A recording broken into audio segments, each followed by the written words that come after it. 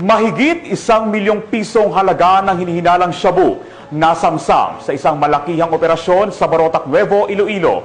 Suspect na aresto. Patrolwoman Lynette Sablon, ibalita mo.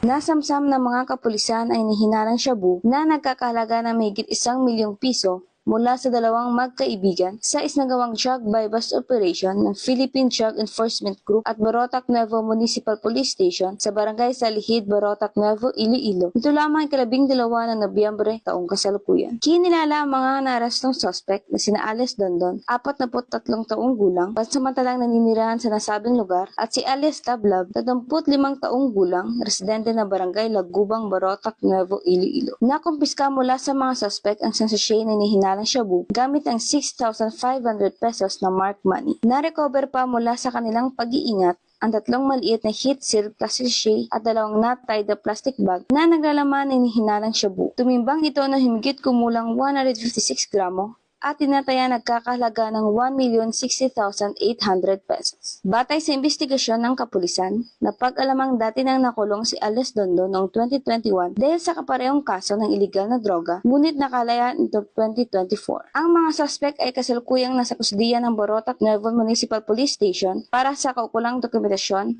at sasampahan ng kasong paglabag sa Republic Act 9165, ang Comprehensive Dangerous Drugs Act of 2002. Muling tiniyak ng PNP sa publiko ang kanilang walang humpay ng kampanya kontra iligal na droga at ang patuloy na pagtupad sa kanilang tungkuling maglingkod at magprotekta sa sambayanan. Bagong PNP para sa bagong Pilipinas, serbisyong mabilis, tapat at nararamdaman. Mula rito sa Western Visayas, ako inyong PNN correspondent, Patrolwoman Lynette Sablon, alagad ng batas, tagataguyod ng Balitang Pulis.